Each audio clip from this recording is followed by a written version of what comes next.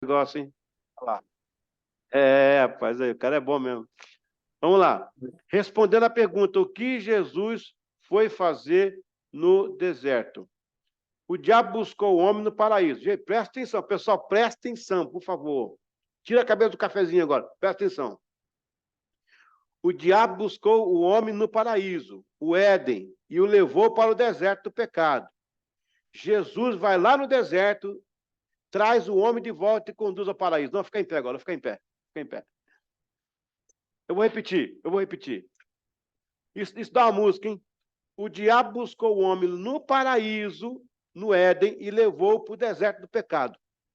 Jesus vai lá no deserto e traz o homem de volta e conduz ao paraíso.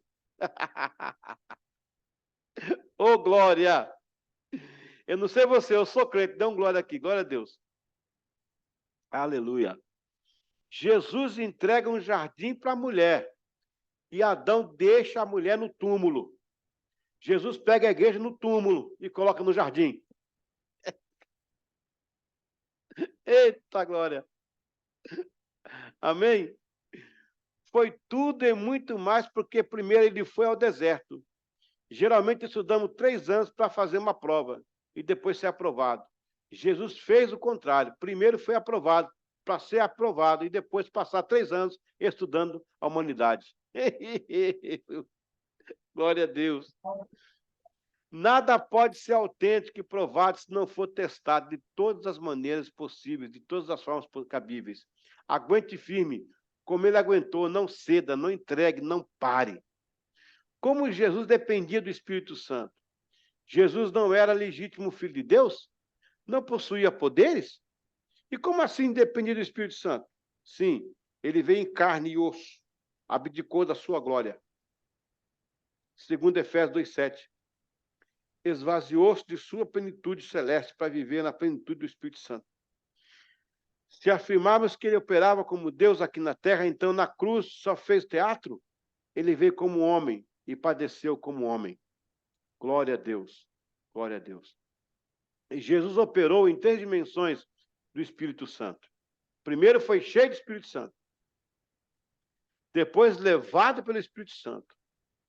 E por último agia no poder do Espírito Santo. Cheio do Espírito, levado no Espírito, no poder do Espírito. Vamos falar todo mundo aí, essas 3 coisas? Vamos lá? 1, 2, 3. Cheios do Espírito, levados pelo Espírito, no poder do Espírito. É tremendo observar como ele interagia entre as pessoas tão vazias e Jesus tão cheio da graça. Ele operava com facilidade e determinação. Já em Lucas 3:22, na ocasião do seu batismo, o Espírito Santo desceu sobre ele de uma forma de pomba.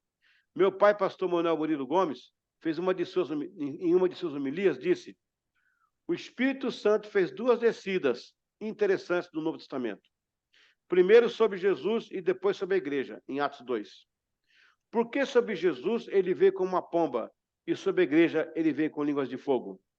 Porque Jesus era santo e não havia pecado para queimar. Já a igreja recebeu o Espírito Santo com fogo, porque havia pecados. Eita!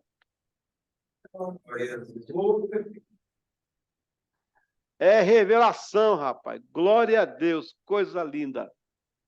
Em Lucas ele foi cheio do Espírito Santo, no Jordão.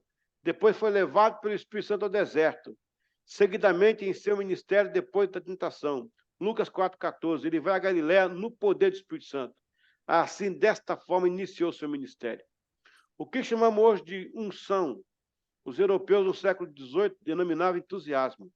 O movimento em Holiness apontou como avivamento no século XIX. Os judeus do primeiro século chamavam de autoridade.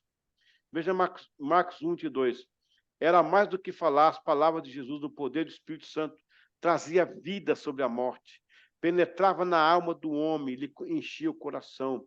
Pelas páginas do Novo Testamento, entendemos que Jesus possuía uma certa oratória, retórica, impecável, argumentação convincente. No entanto, não estava ali o seu segredo, e sim numa vida de oração conduzida pelo Espírito Santo, Espírito de Deus. Será que podemos fazer o mesmo que ele ser cheio, levado e operar no poder do Espírito Santo? Agimos rápidos na carne e entristecemos o Espírito Santo. fazemos coisas sem o seu conselho e direção. Estas são algumas das razões por que os colegas fracassam em atender seu chamado. Vamos à receita tríade de Jesus. Sejamos cheios do Espírito. Só assim teremos força para confrontar no deserto Satanás, para sermos levados pelo Espírito e em seguida descer a montanha, operando pelo poder do Espírito Santo. Amém. Oh, glória a Deus, glória a Deus, glória a Deus. Rapaz, que coisa linda, hein? Aleluia. Deus dá a esposa para Adão no jardim e ele leva a mulher para o túmulo. Jesus pega a igreja no túmulo e traz de volta para o jardim. Que coisa linda. Sobre Jesus veio como pomba, sobre a igreja como fogo, porque Cristo era puro, não havia pecado. A igreja precisava queimar os pecados. Ele foi levado pelo Espírito, foi cheio de Espírito, levado pelo Espírito e operou no poder do Espírito. Coisa linda, coisa linda, coisa linda. Amém? Glória a Deus, que coisa maravilhosa. Vamos abrir então, se alguém quiser perguntar ou fazer alguma participação, fica à vontade. Glória a Deus.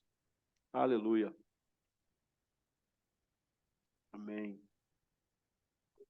Glória a Deus. Alguém pode vir aqui fazer. O grupo também está aberto, se alguém quiser colocar algum comentário no grupo. Amém. Glória a Deus. Deus é maravilhoso.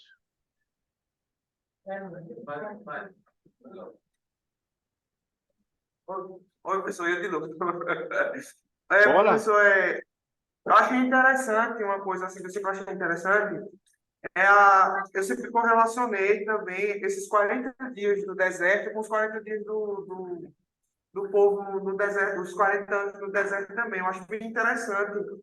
E como, da mesma maneira que o povo foi testado lá, a gente sai do deserto também totalmente assim, renovado e totalmente apto ao ministério. Da mesma forma que Israel saiu do deserto e se tornou a nação sacerdote.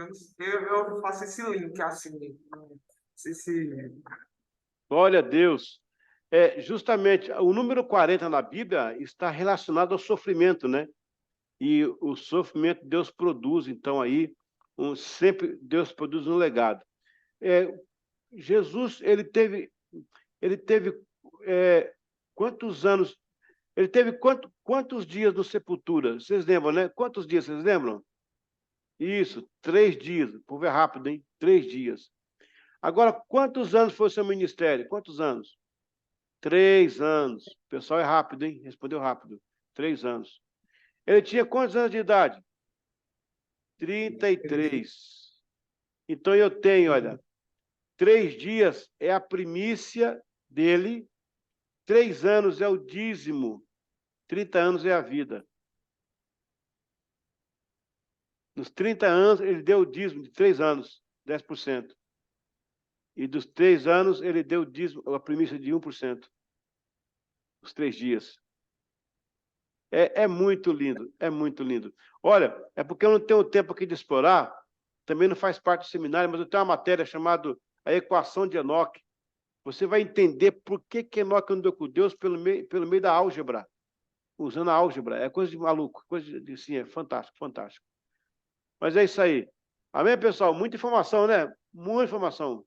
Espero que você anota aí, pega no coração. 5 minutinhos, tá, gente? A gente já volta daqui a pouquinho. Glória a Deus. Quer falar? Pode falar, pode falar. É rápido. É só um comentário mesmo que eu notei aqui, né, a respeito das tentações do diabo. Jesus, quando rejeita as ofertas de tentação do diabo, ele acaba anulando o Messias fantasioso que os judeus criaram, que até hoje eles mantêm, esse Messias que eles esperam, e acaba fortalecendo o Cristo que manteria a igreja fortalecida em sua fé até a consumação dos séculos. Exatamente. Isso que eu passar. Exatamente. Porque, olha só, se Jesus... Qual é o seu nome? Paulo, né? Não, já. Então, Jackson. É o Jackson. Desculpa. Se Jesus tivesse aceitado essa proposta, ele não teria ido à cruz, porque não precisaria mais. vamos pegar, olha, é Bíblia, é Bíblia. João capítulo 1, versículo 12, né? Ele veio para o que era seu e os seus não receberam. Se ele fosse recebido, todo mundo estava no sal hoje, tá? Mas naquele momento que ele rejeita, ele sabe, ele rejeitou por nós, porque ele sabia que não podia ser aclamado. Tá vendo? Última coisa, tem uma pergunta aqui. Da moda, da irmã Moda. Não, Moda não. Acho que é isso, irmão. Sei lá. Moda fêmea. Ah, moda feminina. É moda feminina, não é isso? Ok. Satanás ofereceu os reinos e prometeu dar a Jesus esses reinos. Esses reinos pertenciam a Satanás mesmo ou está blefando? A Bíblia diz que o mundo jaz do maligno, não é isso? O mundo. Mas quando fala aqui, irmãos, é o sistema, é o motivo de Marcos não dar detalhes sobre tentações. Não, não, desculpa, é outra pergunta. Segura aí. Deixa eu pegar a primeira aqui da moda feminina. Veja bem, a Bíblia diz que os céus e a terra pertencem ao Senhor. Do Senhor é a terra, a sua plenitude, o mundo e o que eles habitam, certo? Quando o diabo oferece os reinos, o diabo está oferecendo um sistema. O sistema está corrompido. O sistema está corrompido. Se você pegar um caminhão e dois caminhões, tá? Caminhão é caminhão. Você tira o motor de um para operar no outro. O caminhão é o mesmo, o motor é diferente. O mundo é de Deus.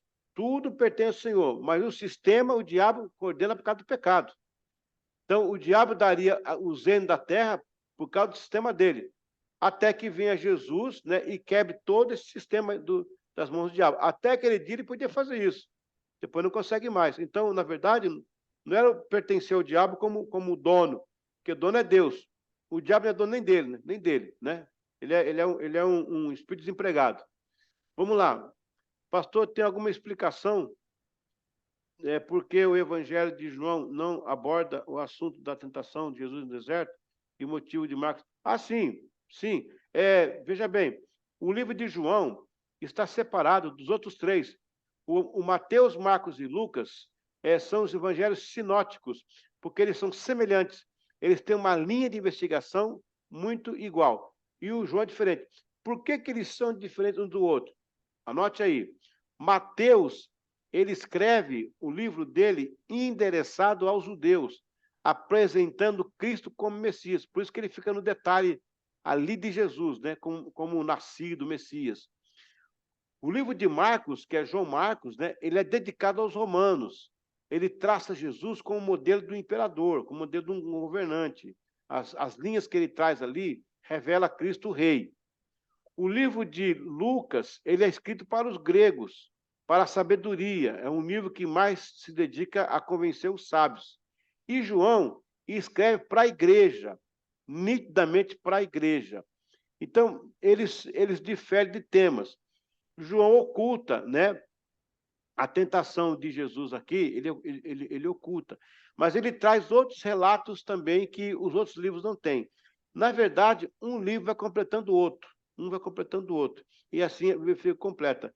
Agora, respondendo a pergunta mais direta, não quer dizer que ele quis esconder ou não abordar o assunto. O foco dele era mais trazer o Cristo para a igreja.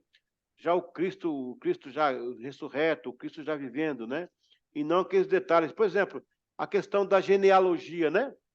Então, ele não se ocupa nisso. Ele quer mostrar o Cristo vivo, o Cristo adulto, o Cristo já entre nós. Não é o caso dos outros evangelhos. Esses reinos têm algo a ver com a estátua de Deus que revelou ao profeta Daniel? Não. A estátua do sonho de Daniel, ela é uma estátua escatológica, né? Ela está se dirigindo aos impérios que passaram por Israel, né? No final aí você tem Roma, você tem os medos persas, os gregos, ali é uma estátua escatológica, não quer dizer desses reinos, não. O que o diabo está dizendo daqueles reinos ali é que ele tinha o poder de manipulação dos reinos até a chegada de Jesus. Quando Jesus chegou, o diabo caiu do cavalo, né? Porque Jesus começou a ir em todos os lugares desfazer as obras dele. Então, o domínio do diabo está até o ponto de Cristo chegar. Quando Cristo chega, desfaz alianças e o diabo perde o controle. Tanto é que você ora isso por testemunho hoje, né? Graças a Deus por isso. Aleluia. Olha, ficou agitada essa aula, ficou agitada, hein? Graças a Deus. Vamos lá, então, para o intervalo, pessoal? Ou tem mais alguma dúvida aí? Pode mandar. Se alguém tem dúvida, se alguém tem dívida, não, dívida fica com ela aí. 10 minutos no intervalo, voltamos 10. de 9. Pronto. 10 minutos para o Kennedy tomar um chá bem forte, que tá, perguntou muito hoje aí. Beleza. Bora.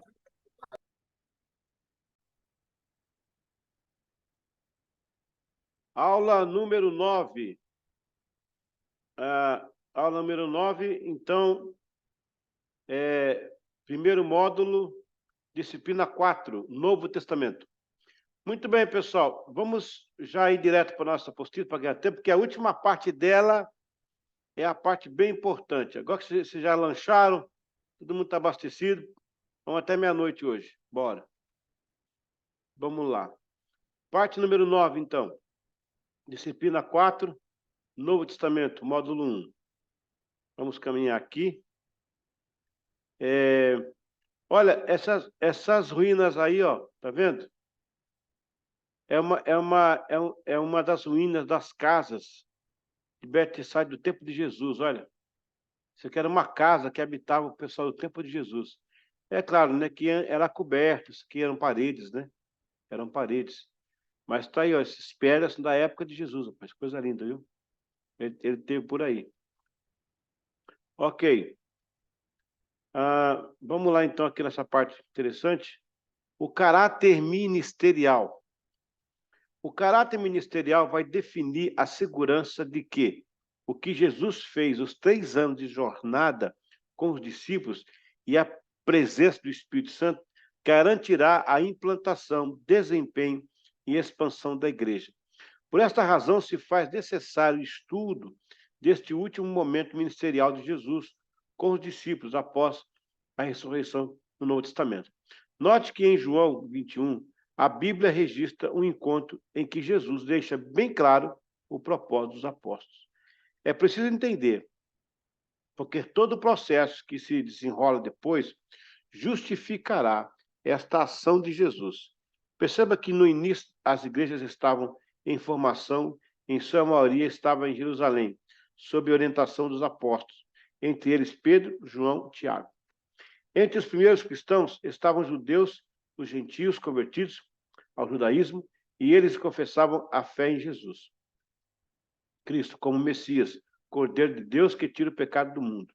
Muitos judeus naquele tempo pensavam que esses seguidores de Jesus eram uma seita do judaísmo e afirmavam que os cristãos estavam exercendo uma religião misteriosa em torno do nome de Jesus. Por outro lado, agora, no que diz a sociedade romana, o império da época, o fato foi que, ao assumirem a fé em Cristo e, desta forma, se recusarem a adorar os outros deuses, o imperador gerou muita perseguição e prisão. O primeiro mártir cristão morreu apedrejado. Ele chamava Estevão.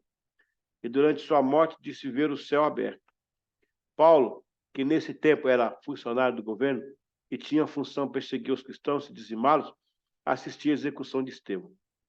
Pouco depois, indo a Damasco, teve um encontro com Jesus, em forma de uma luz que o cegara durante 3 dias e o levou a converter-se, a acreditar em Cristo como Filho de Deus. Então, veja bem, essa primeira parte aqui está desenhando o caráter ministerial de Jesus.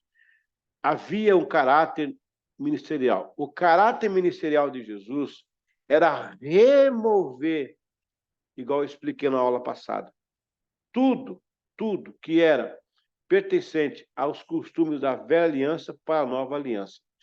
Sabe esse texto que fala aí, ó? Jesus Cristo é o Cordeiro de Deus que tira o pecado do mundo. O Cordeiro de Deus que tira o pecado do mundo. Foi constatado que você pode comer várias carnes, vários tipos de carnes. Frango, porco, galinha, no caso, boi e tal, pode comer à vontade. Quando você come a carne de carneiro, não de bode, de carneiro. Quando você come de carneiro, ela tira todo o gosto anterior das outras carnes. A carne de carneiro, a carne de ovelha, ela tira o gosto das outras carnes que havia na boca. Aí o texto fala, Jesus Cristo é o Cordeiro de Deus que tira o pecado do mundo. Ao receber Jesus, tudo que era gosto do mundo vai embora. Tudo que pertencia ao mundo vai embora. Esse é o caráter ministerial de Jesus. O caráter ministerial de Jesus também está naquela palavra. Eu vos prego a palavra e vós já estáis limpos pela palavra. Então, o caráter ministerial de Jesus é implantar a palavra, retirando tudo que pertencia à velha aliança. Esse é o caráter, entre eles, né, o caráter ministerial de Jesus. E prosseguindo aqui, ok? Prosseguindo aqui, depois torna-se um ícone na expansão do evangelho, no caso Paulo, né? Inclusive cartas escritas por Paulo da cidade de Tarso, enquanto ele estava preso por confessar a sua fé em Jesus, foram destinadas às igrejas de Filipe, Corinto, Galácia, Roma, Tessalônica, Colossos, Éfeso. Eu estava lá nesse local onde Paulo escreveu essas cartas. Carta aos Hebreus e até mesmo a um homem chamado Filemão, pedindo a ele que aceitasse de volta o escravo foragido e que havia se convertido, chamado Onésimo. Nesta carta, Paulo pede a Filemão que receba Onésimo como um irmão em Cristo, e se esse deve alguma coisa para colocar em sua conta. Olha só. Estas cartas, juntamente com os 4 evangelhos e as escritas de outros apóstolos, compõem o Novo Testamento. Os cristãos liam as escrituras do Velho Testamento em grego ou aramaico. Por meio dessas cartas, o Novo Testamento estava sendo formado. Além da formação do que conhecemos hoje, como como o Novo Testamento, onde os evangelhos narram o fato de maior relevância para os cristãos, a ressurreição de Jesus. O início do cristianismo primitivo é marcado pela crença que Jesus vai voltar no dia de Pentecostes. Os cristãos acreditam que Paulo, embora não tenha conhecido Jesus, como ocorreu com os outros apóstolos, tenha sido inspirado pelo Espírito Santo para redigir as informações que constam nos livros da Bíblia que ele escreveu. Os cristãos reuniam-se para adorar a Deus, mesmo em meio a perseguições. A palavra igreja tem origem grega eclesia, que fazia referência a um conjunto, uma assembleia de pessoas, e que fez parte do Novo Testamento, já com a intenção de falar a igreja como no corpo de Cristo, como ao grupo de pessoas que esperavam sua volta. Os que faziam parte da igreja em Jerusalém repartiam todos os seus bens. Alguns vendiam suas propriedades e bens materiais e davam à igreja para a divisão dos recursos entre todos do grupo. É interessante porque quando Cristo vem, né, então ele estabelece o reino de Deus, logo em seguida os discípulos ficam pregando e acabam por se agrupar em grupos, agruparem em divisórias na cidade, em pequenos grupos. Entenda bem, a palavra lares, vai ter um culto no meu lar. Lares era um deus romano, era o deus das casas, lares. E a lareira, onde põe fogo, né? Era o altar que eles queimavam oferenda nos lares. Por isso que o nome é lares. A igreja primitiva nasceu e ela usou o mesmo sistema de Roma, que era reunião em casas. Lembrando que a igreja primitiva, ela vem do judaísmo. É importante. Eles jamais construiriam um templo, que para eles o templo, mesmo os apóstolos, sendo apóstolos, eles iam ao templo para orar. Eles não tinham ideia de construir outros templos. Olha que interessante isso. Não tinha ideia de construir outros templos. O templo para eles era o templo lá de Jerusalém, que até então estava em pé. Só caiu no ano 70 depois de Cristo. Então, a igreja primitiva tinha o templo em Jerusalém como um local de encontro. E a reunião era nos lares, nas casas. Esse era o caráter. Quando você entende tudo isso aí, há um versículo, gente, eu não quero assustar vocês, mas está lá em Atos, capítulo 1. Quando Cristo é assunto aos céus, o que é que os varões dizem? varões galileus, estai assustado. Mas este Cristo que dentre vós foi tomado, do modo como ele subiu, ele vai descer. Todo mundo acha que ele subiu assim em pé, né? E desce em pé. Não. Ele vai voltar e vai do mesmo modo como desceu, por quê? Ele deixa uma igreja sem donos, sem feudos, sem proprietários, sem templos. Ele deixa uma igreja nas casas. Hoje o templo, é necessário ter o templo hoje. Hoje é por necessidade.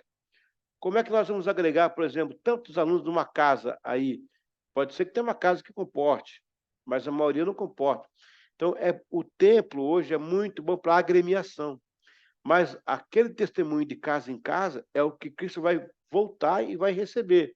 Isso que está escrito lá. Ele volta quando isso acontecer. A igreja volta para as casas. É muito interessante esse começo da igreja primitiva, porque depois, essa ideia de se ajuntar nas casas, veja a casa de Rodney, quando Pedro veio, ela vai remontar o tempo da sinagoga também. A sinagoga vai nascer no 5º século antes de Cristo, quando Daniel, na Babilônia, ele tem um costume de orar para Jerusalém 3 vezes ao dia, e ler a palavra, né? Os judeus veem isso, já não tem mais templo, estão com saudade de Jerusalém, eles começam a fazer o que Daniel fez. Quando eles voltam do cativeiro, em 586, com os babilônicos, então eles, com os medo-persas, eles conseguem, então, criar as sinagogas, quer dizer, Bet Knesset, em hebraico, ou casa de oração. Por isso que Jesus bate o chicote e fala, minha casa será chamada Bet Knesset, casa de oração, que eram as sinagogas. É dessa ideia que vem a igreja em si, que no tempo de Cristo, a palavra igreja era um verbo, vamos igrejar, vamos nos ajuntar como igreja, vamos sair afora. Depois do ano 4º século, torna-se um substantivo. A igreja hoje são as 4 paredes, né? Vamos fechar a igreja, vamos abrir a igreja, vamos derrubar a igreja, vamos construir a igreja pequena, igreja grande, igreja sem teto, igreja com teto. Hoje não falta nomenclatura nesse substantivo. Mas no tempo de Jesus, era apenas um verbo. Olha como as coisas mudaram, né? De lá para cá. Vamos continuar então aqui. O caráter ministerial. O contexto da mensagem. Preste bem atenção agora nisso aqui, ó. Você vai ler depois em casa João 21, 1 a 17. E veja a sequência dos fatos e a mensagem do caráter ministerial. Note que, pelo contexto, Pedro estava pressionado. Veja, a Bíblia fala que Pedro foi pescar, né? Diz a palavra assim, Pedro foi pescar e todos foram com ele, né? O texto é bem claro aí. João 21, 17. Aliás, deixa eu ler esse texto com vocês rapidinho, espera um pouquinho. Acho interessante a gente ler esse texto agora, porque ele vai elucidar bastante aqui o nosso estudo. Vamos lá. João 21, é fantástico essa parte de João aí, ó. João 21, né? Aqui, ó. João 21, versículo 1. Depois disso, manifestou-se Jesus, outra vez, aos seus discípulos, junto do mar Tiberíades, e manifestou-se assim. Estavam juntos Simão, Pedro, Tomé, chamado Dídimo, Natanael, que é de Caná Galileia, filho de Zebedeu, e os outros discípulos. Disse-lhe Simão Pedro, vou pescar. Olha aí. Dizem eles, também nós vamos contigo. E foram e subiram logo para o barco naquela noite e nada apanharam.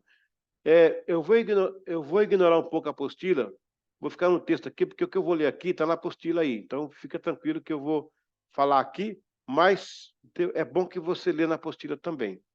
Vamos analisar aqui, vamos fazer uma exegese desse caráter ministerial do Novo Testamento. Ó. João 21. Disse Simão Pedro, vou pescar. Por que ele foi pescar, pessoal? Ele voltou para Betsaida, que era onde ele tinha casa de pescaria. Ele morava lá. Era um lugar de pescador. A palavra Betsaida significa casa do peixe. Em aramaico, Bet é casa. Tsaida é peixe. Casa do peixe. Pedro morava lá. A Bíblia diz que ele ficou pressionado, olha, com a morte de Jesus. O Cristo foi preso. Sabe por quê? Porque agora Jesus não era mais a esperança.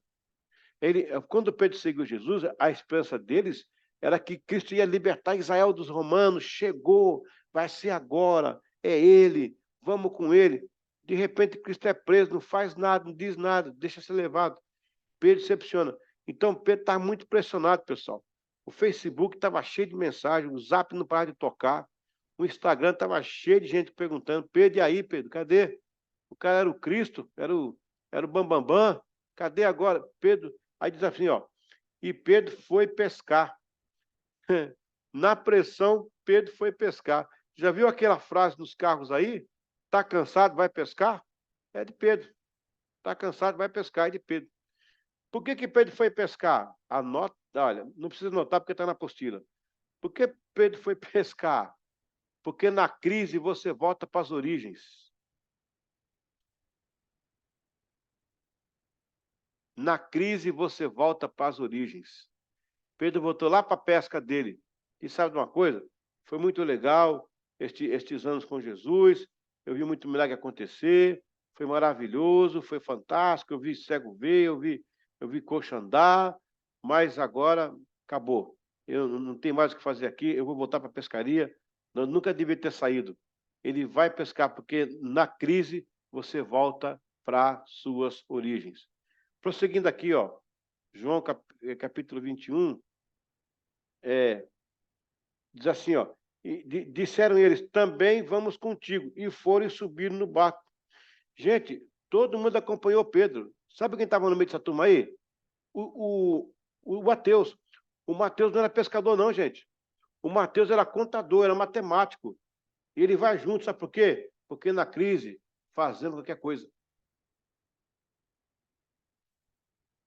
Na crise, a gente faz qualquer coisa. O cara era tributarista, ele foi no meio dos pescadores. Aí eles foram pescar. Naquela noite, nada apanharam. Eu posso ver Pedro chegar e falar assim, pessoal, joga a rede para cá, joga a rede para lá, para frente. Agora que eu conheço, que eu estou em casa, que eu vou mandar bala. Vamos voltar a vender peixe, comer peixe, ganhar dinheiro. Bota a rede para cá, bota a rede para lá, e nada, e nada, e nada. Pedro era pescadorzinho, pessoal. Ele conhecia pescaria. Mas sabe o que acontece? O pior momento na crise é você descobrir que não é mais bom naquilo que você era bom. O pior momento da crise é você descobrir que você já não é bom naquilo que você era bom. Porque Deus não quer você fazendo o que não é para você fazer. Meu Deus, meu Deus. E sendo já amanhã, Jesus se apresentou na praia, mas os discípulos não conheceram Jesus. Olha só, o tempo todo Jesus acompanhava a crise. O tempo todo estava ali com os discípulos. E disse, filhos, tende vós que comer? Olha, ele faz a pergunta que não era para perguntar. Justamente a pergunta que não é, ele faz. Jesus está cutucando a onça com a vara curta. Não era para perguntar isso, ele pergunta. Era justamente porque eles não tinham hora de comer. E o Senhor pergunta logo a pergunta na ferida. Sabe por quê? Quando Jesus pergunta, ele já sabe da resposta. Glória a Deus. Quando Jesus pergunta, ele já sabe da resposta. Ele pede o peixe. Por que ele pede o peixe? Porque o peixe foi o que eles foram buscar. Peixe era a necessidade deles. Jesus vai sempre buscar a sua... Jesus vai sempre pedir a sua necessidade. Aquela mulher que veio da Samaritana buscar água no poço, o que ela queria? Água. O que é que o Senhor pediu para ela? Água. O que mais Sara e Abraão queria? Um filho. O que é que Deus pediu para ele? Um filho. Deus sempre vai pedir a sua necessidade. Ele quer que você entregue para ele o que é temporário, para ele te dar aquilo que é eterno. Aleluia, aleluia. E disse, lançai a rede para o lado direito do barco que achareis. E lançaram, pois, já não podia tirar pela multidão dos peixes. Olha bem, no mesmo mar, o mesmo barco, com a mesma rede, Jesus manda jogar a rede e ela vem cheia de peixe. Espera aí, Era no mesmo local que eles tinham pescado, não tinham conseguido apanhar nada. E agora consegue apanhar? Sim. Jesus não questionou o barco, não questionou as redes, não questionou se o vento estava ao contrário, não questionou se tinha peixe ou não tinha. Ele simplesmente mandou jogar para o lado direito. Preste bem atenção. Não é porque você não pescou peixe que não tem peixe. É só mudar o foco.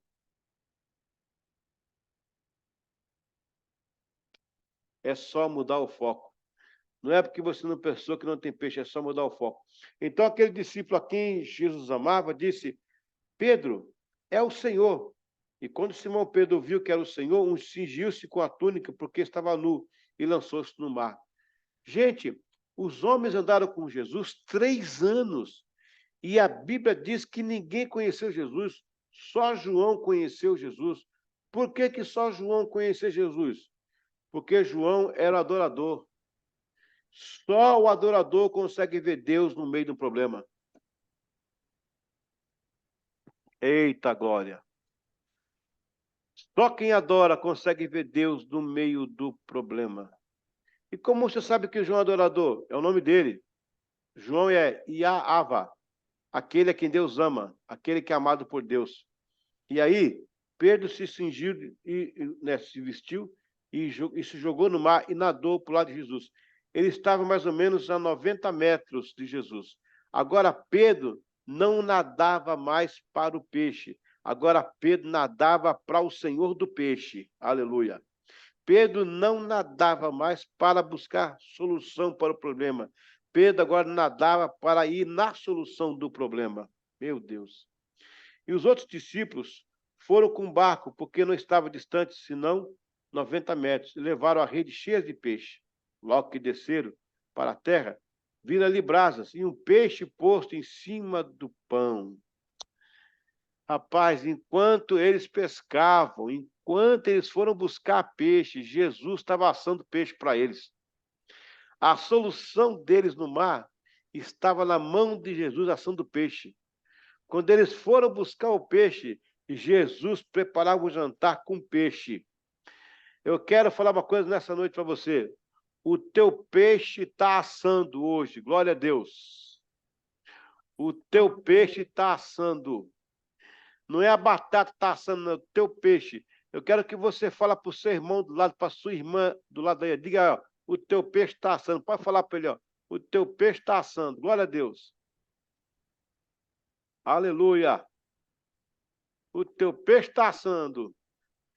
Oh, glória a Deus. Aleluia. Aquilo que você foi buscar, Jesus está preparando para você. Lá na beira do rio. Glória a Deus. Aleluia. Aleluia. E tem mais. E tem mais aqui, ó. Além do peixe, tinha pão. Deus, quando faz, ele excede no milagre. Quando é Deus que está fazendo, ele excede no milagre. Disse Jesus: trazei dos peixes que agora apanhaste. Simão Pedro subiu, puxou a rede para a terra, cheia de 153 peixes. Ei, peraí. Quem contou esses peixes aqui? Tem 153 peixes? Alguém contou. Peraí. O mesmo milagre acontece lá no comecinho, João 4. Jesus se apresenta aos discípulos com o mesmo milagre. Eles tinham pescado, não apanharam nada, o Senhor mandou jogar a rede, veio cheio de peixe, Pedro reconheceu Jesus. O mesmo milagre, lá do começo, se repete agora. Só que lá no começo, ninguém contou os peixes, não. Diz a Bíblia que veio muito peixe que veio pocando a rede. Sabe o que é pocar? Pocar é rasgar. Veio tanto peixe que veio pocando a rede de peixe. Mas ninguém contou. Mas agora alguém contou. 153, como assim? É porque agora Mateus estava no meio deles. Na primeira vez dos peixes, Mateus não estava, ninguém contou. Na segunda vez, Mateus estava, Mateus contou. Jesus vai restaurar a sua vida no meio da crise. Glória a Deus.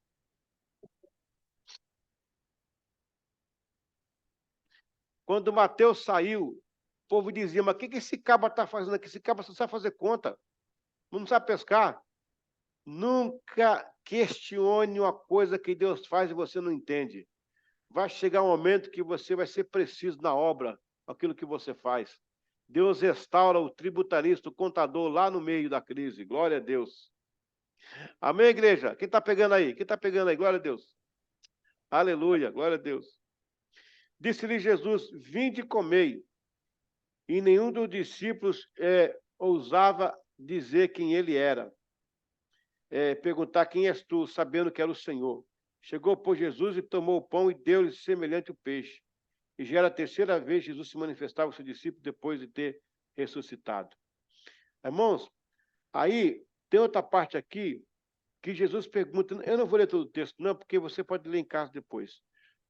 Uma parte que Jesus pergunta assim, cadê os discípulos, os outros? Aí disseram, estão ocupados com os peixes, com a rede cheia. Eles vieram a Jesus, uma parte que foi Pedro, João, um outro ali, e a maioria ficou ocupado com peixe. Presta atenção. Peixe, nesse caso, era sucesso. Rede cheia era sucesso. Quem não quer ver uma rede cheia? Pocando de peixe. É sucesso. Mas Jesus está dizendo, no meio do sucesso, largue as atividades e vem estar comigo. Nosso problema é que no meio do sucesso, a gente deixa Deus. Porque a gente acha que sucesso é sinal de bênção. Não. Sucesso é resultado. A bênção está com ele. A bênção é voltar para o chamado. E tem muita gente que fala assim, estamos trabalhando, estamos correndo atrás, essa coisa está acontecendo, tem muito peixe. Mas e aí, não ora mais, não busca mais, não jejua mais, não vai mais para o mestre, porque está ocupado com o sucesso das redes. Esse texto de João, gente, traz para nós o caráter ministerial do Novo Testamento.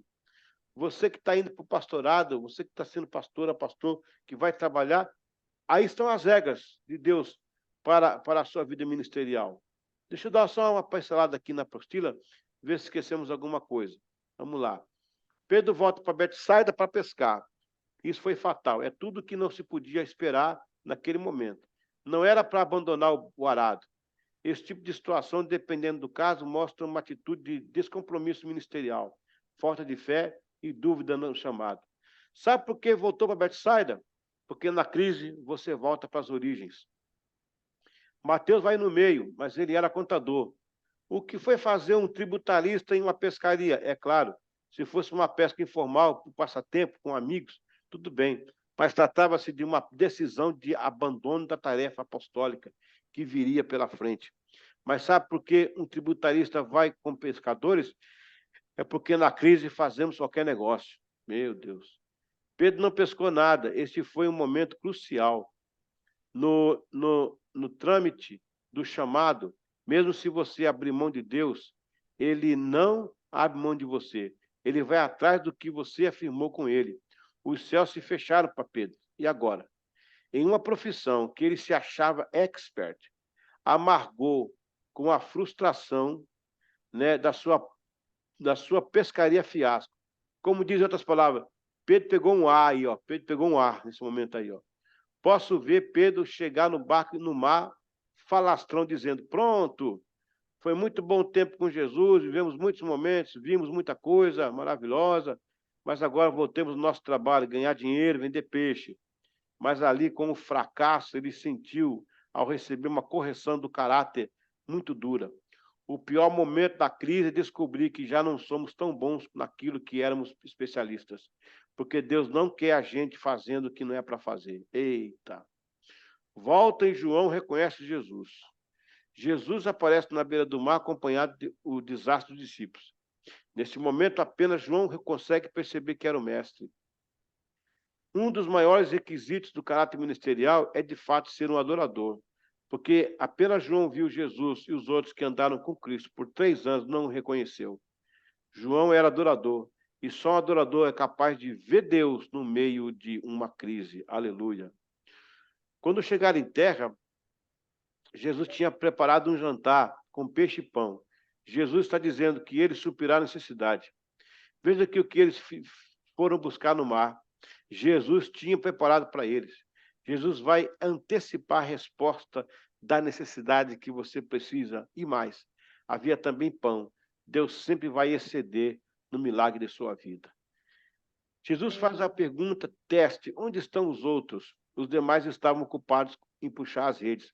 Ali Jesus está dizendo que, por mais que maravilhoso seja o sucesso, o melhor está com ele, em relacionamento, em devoção. Há muitos que se encantam com o sucesso porque tudo está crescendo e dando certo, e assim se ocupam demais com as agendas e deixam de estar com Jesus. É no meio do sucesso que iniciam-se as ruínas. Nunca permita que o sucesso lhe prive de estar com o Senhor do seu sucesso. Naquela ocasião, foram contados 153 grandes peixes. Por quê? Um milagre semelhante aconteceu no início do ministério de Jesus, mas não houve quem contasse. Apenas menciona que foram muitos peixes que até os marinheiros vizinhos se beneficiaram. Mas desta vez temos um contador entre os discípulos, Mateus. Na crise ministerial, Jesus restaura suas habilidades. Encheram as redes no mesmo local. Jesus não questionou o barco e tipo a rede, a qualidade do serviço, o local do mar. Jesus não mandou trocar de barco ou ir pescar em outra região. Ele simplesmente manda mudar a rede de lado. Não é porque não pescou nada que não tem peixe. O peixe está lá, é só mudar o foco. Deus vai te honrar onde você falhou. Jesus fez uma pergunta constrangedora: tens que comer? Esta era a única pergunta que não deveria ter sido feita naquele momento. Foi um toque na ferida, um choque emocional. Tudo que eles queriam e necessitavam era comer. Todavia, tudo que eles não tinham era comida. Porém, quando Jesus pergunta, ele já sabe da resposta. Jesus traria a solução. Deus vai sempre pedir a sua necessidade. Veja que para Abraão e Sara, Deus pediu o filho, que era justamente o que eles mais queriam. Para a mulher samaritana, ele pediu água, e depois falou da água à vida. Jesus vai pedir a sua necessidade, que é temporal, para dar a solução que é eterna. Esta foi a última noite naquele barco que Jesus precisava dar aquelas mensagens de caráter ministerial. Glória a Deus. Pessoal, eu posso ver Pedro, né? Se fosse nossa época, Pedro com o celular, ajeita aí todo mundo aí. Vamos aí, vem cá, João, vai Tomé, arruma aí, vem. Vai, Bartolomeu, fica aí, vamos tirar o selfie. Vamos tirar uma selfie aqui, o barco no fundo. É a nossa última noite no barco. Glória a Deus. Amém, pessoal? Glória a Deus. Espero que vocês tenham recebido a palavra hoje, na vida de vocês, viu? Caráter ministerial, coisa linda, coisa linda, coisa linda. Amém? Aleluia. Vamos receber a prova, então, aí. Eu já expliquei para a Jaqueline. Ela vai explicar para vocês aí, tá bom? Eu vou parando por aqui. Deus abençoe a todos. Até semana que vem. Semana que vem não tem prova, mas na outra tem painel, hein? Um beijo. Como que diz aí? Um cheiro. Deus abençoe todos. Aleluia. Amém. Amo vocês. Amém.